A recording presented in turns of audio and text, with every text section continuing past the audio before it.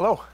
Good morning. Thank you so much, everybody, for being here, and Liz, thank you very much for agreeing to come here. You know, one of the things I got as we were thinking about this opportunity to chat with you was, you know, we have been operating here. As a matter of fact, this year, Nestlé Waters celebrated the 100th anniversary of our LA facility, which is an incredible milestone, and I think a testament to more than a commitment to sustainability in water, but a commitment to working somewhere where people have a need and a demand for clean, fresh water.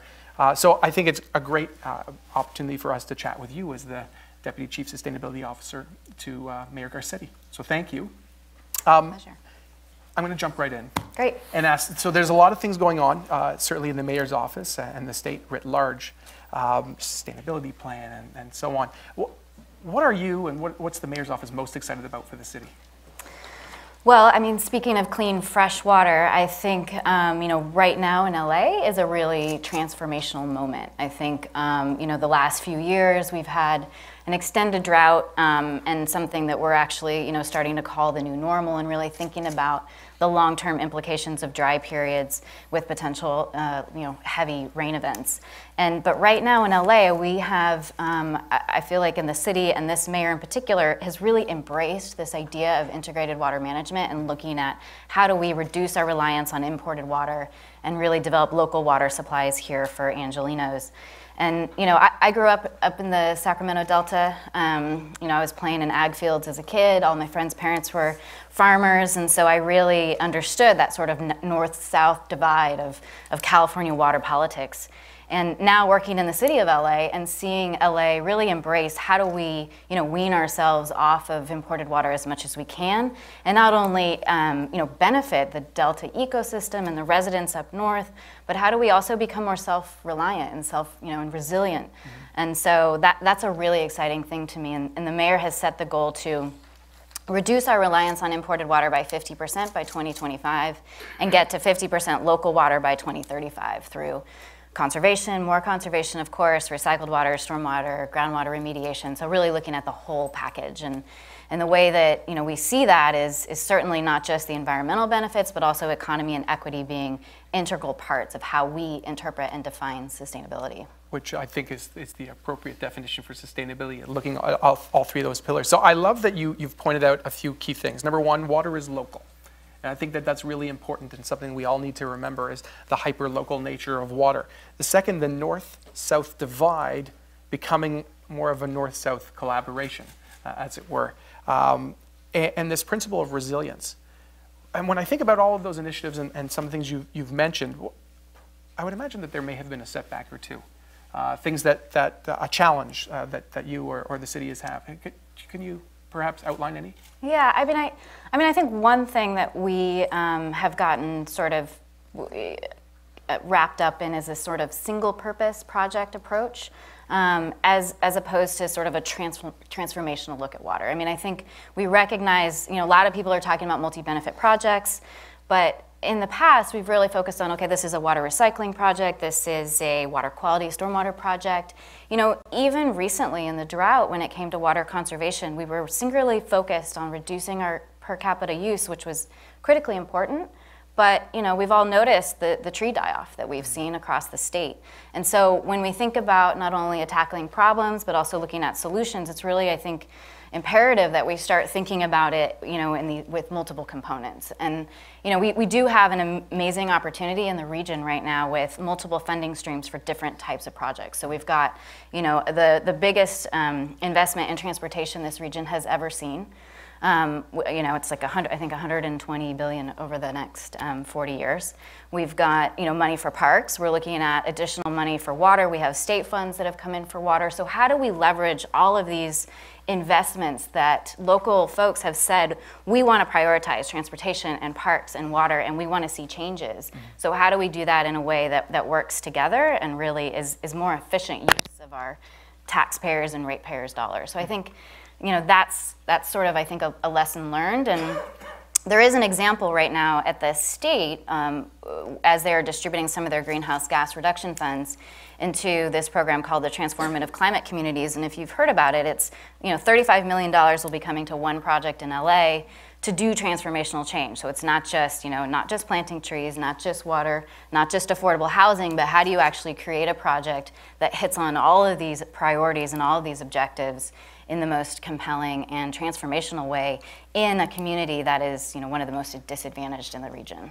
So I think that's a great example of where we need to go. I think that's a great lesson that we should all take, whether you're a corporate or an NGO or anybody, is if you're going to invest money in a project, you have to try to figure out how you're going to design that project so it becomes self-sustaining, so that it doesn't need the continued infusion of capital and effort and research and time, and you shift yourself from a project-based approach and pilots all the time to really making a big move and a big shift. I think that's a terrific lesson to share.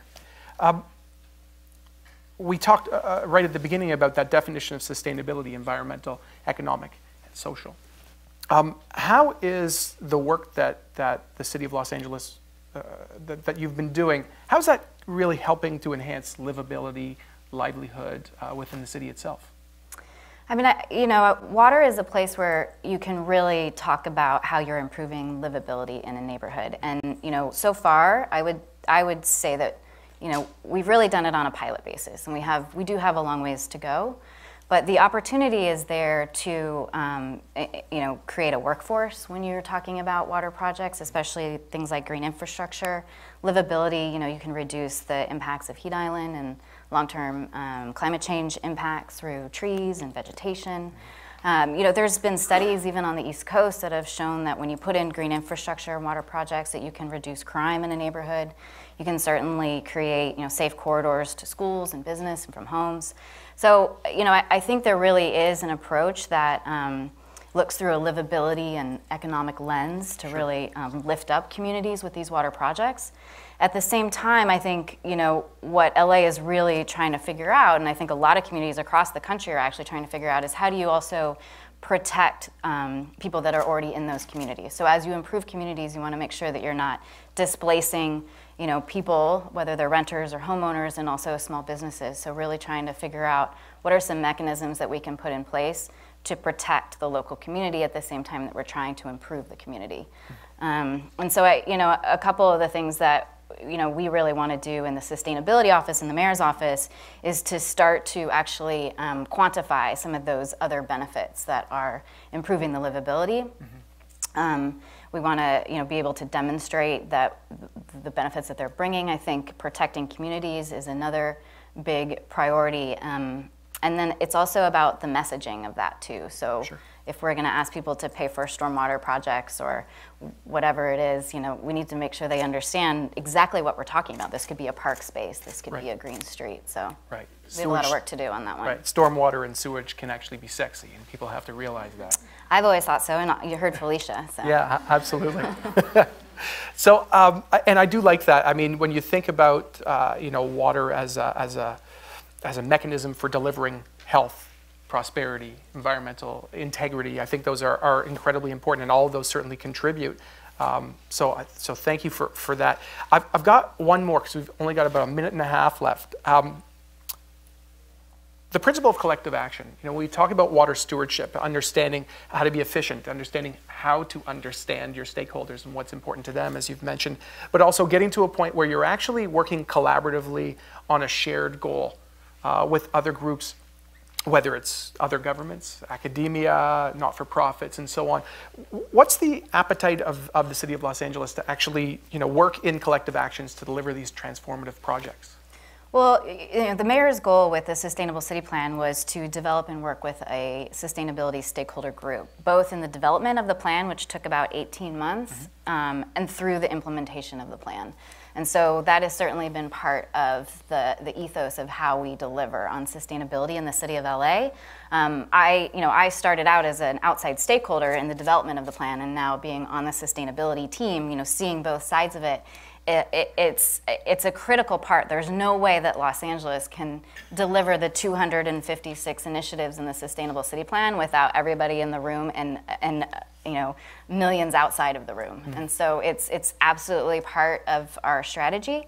And we are going to be working on a refresh of the Sustainable City Plan and actually initiating a whole new stakeholder process that I hope all of you will be interested in joining, with local NGOs, community groups, other government agencies, businesses, academia. I mean, we really need everybody to figure out and tackle the problems of Los Angeles. So the development of the plan itself was a massive collective action. Yes, it was. I think that's terrific. On that, I think we can probably end this and say thank you very much for your time and for your candor. Thank you. Thank you.